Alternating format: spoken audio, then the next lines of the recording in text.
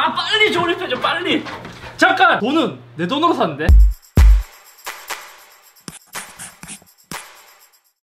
안녕하세요, 이섭입니다.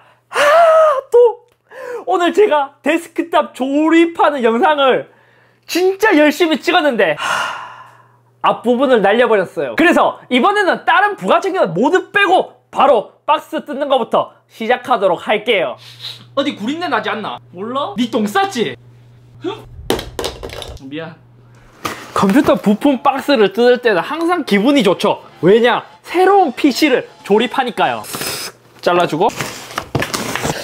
자, 첫 번째로 보이는 것은 FSP의 500W 파워입니다. 원래 제가 탑 파워를 골랐는데 이 모델이 볼 베어링 방식인가 해서 오래 쓰더라도 소음이 적다고 하더라고요. 쿨러도 새로 구입했어요. 사실 CPU에 K 모델이 붙은 게 아니라면 기본 쿨러를 써도 되는데 온도를 내리기 위해 구입했죠. 가격은 한 27,000원 정도 되는 것 같아요. 가장 메인이 되는 8세대 인텔 코어 i5 8500입니다. 메인보드는 MSI의 박격포 그대로 선택했어요. 요게 좀 이제 간지가 나더라고요. 다른 부품은 기존에 친구가 쓰고 있었던 기가바이트의 1050ti입니다. 1TB의 하드디스크도 있죠. 또 메인보드는 3년 무상 보증을 제공합니다. 많은 분들이 잘 모르시는 게 있는데 대부분의 컴퓨터 부품은 3년 동안 무상 보증을 지원합니다. 그래서 그 사이에 내가 막 때려서 막 이렇게 부시지 않는 이상 대부분 거의 무상으로 수리를 받을 수 있어요. 그만큼 컴퓨터의 부품이 쉽게 고장나지 않는다는 뜻이기도 하죠. 이제 본격적으로 조립을 해봅시다. 저는 먼저 메인보드를 꺼내요.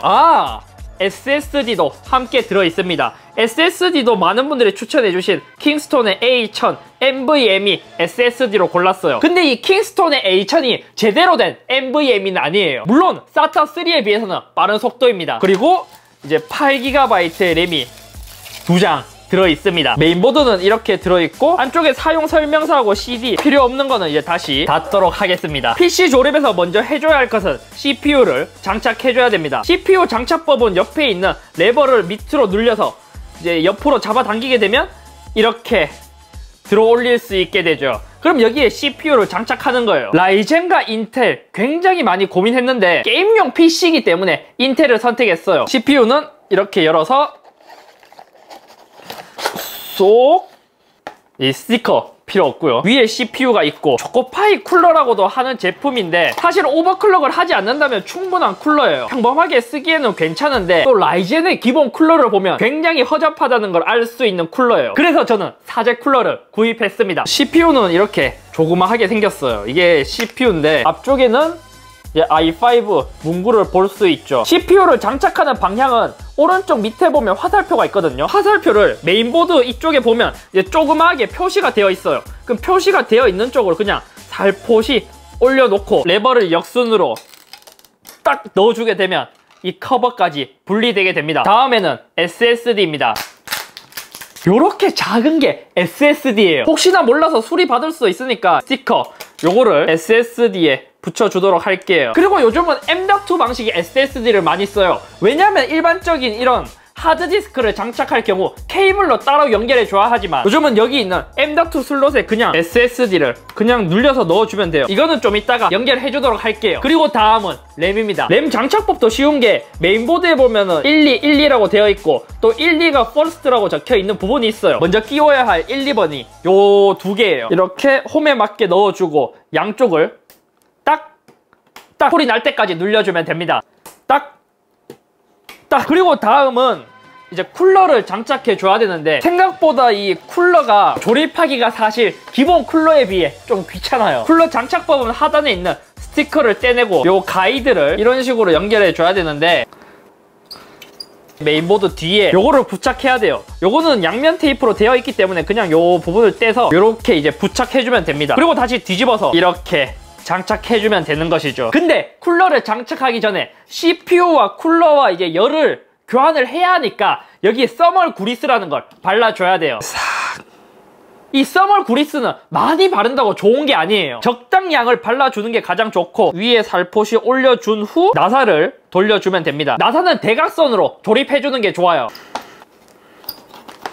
마지막으로 팬을 돌릴 수 있는 이 케이블을 메인보드를 보면 CPU 팬이라고 영어로 적혀 있어요. 단자도 똑같이 생긴 거에다가 이렇게 연결해주면 끝나는 것이죠. 이렇게 하면 이제 메인보드에서 조립할 건 끝났어요. 케이스에 장착한 다음 그래픽카드와 추가로 하드디스크 그리고 파워를 연결해주면 조립은 끝나는 것이죠. 이번에 선택한 케이스는 3R 시스템의 J400입니다. 저는 케이스는 저가형들이 다 비슷비슷해서 그냥 좀 간지 나는 걸 구입하는 편이에요. 이 케이스가 좀 멋있는 간지 나는 케이스예요. 다만 이렇게 이제 케이스 앞에 아크릴로 된 이런 제품들은 앞에서 발열을 통풍할 수 없다 보니까 발열 제어에 있어서는 좀 아쉬운 부분이 있어요. 컴퓨터 조립할 때 그냥 드라이버로 써도 되는데 이런 전동들이 더 편합니다. 저는 이케아에서 2만 얼마 주고 샀어요. 메인보드에 보면 이런 이제 구성품들도 들어있어서 요거를 다 활용해야 돼요. 요거는 메인보드에 연결해야 하는 선입니다. 이 선들은 케이스에 보면 위쪽에 이런 파워랑 USB 있잖아요. 이거를 메인보드에 연결해주는 거예요. 그리고 추가적인 구성품도 여기 들어있죠. 이게 뭐냐면 메인보드 뒤에 있는 단자 있잖아요. 그 단자에 연결해주는 거예요. 여기에 이거를 맞춰서 이렇게 놓고 소리가 날 때까지 모서리를 모든 면을 눌려줘요. 그러면 이제 장착이 끝나게 되는 것이죠. 메인보드를 넣게 되면 나사를 모두 연결해줘야 돼요.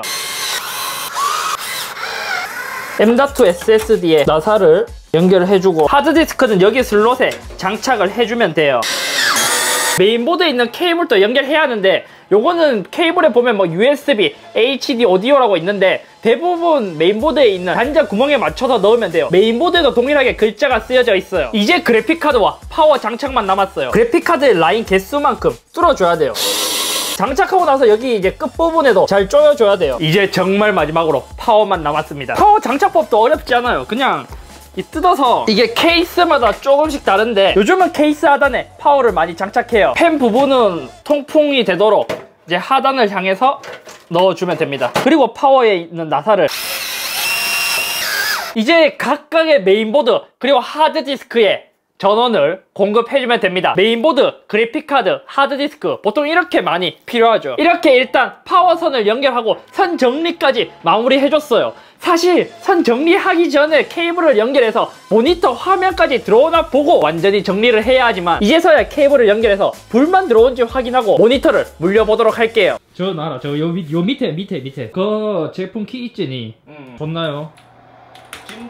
피파하려고 컴퓨터 사셨나요? 당연하지. 자, 이렇게 제 친구의 게이밍 PC를 조립해 봤습니다. 조립을 하고 나서 윈도우도 설치하고 게임도 돌려보니까 잘 돌아가요. 이번 제품을 조립하면서 부품에서 크게 아쉬운 점은 없었고 생각보다 킹스톤의 A1000 SSD가 괜찮네요. 아무튼 오늘은 여기까지이며 다음에 생각하고 있는 컨텐츠는 계속 제가 인텔만 보여드렸으니까 이번에는 라이젠으로 가장 최저가 그리고 가성비가 좋은 PC를 조립해서 한 대이지만 나눔까지 해볼까 합니다. 아무튼 오늘은 여기까지이며 다음에 또 PC, 게이밍 PC, 제 PC도 업그레이드 해야 되기 때문에 부품이 하나씩 도착하면 영상을 찍어서 올려보도록 할게요. 이 영상을 보시고 도움이 되셨다면 댓글 그리고 좋아요, 구독하기도 꾹꾹꾹꾹꾹 눌러주세요.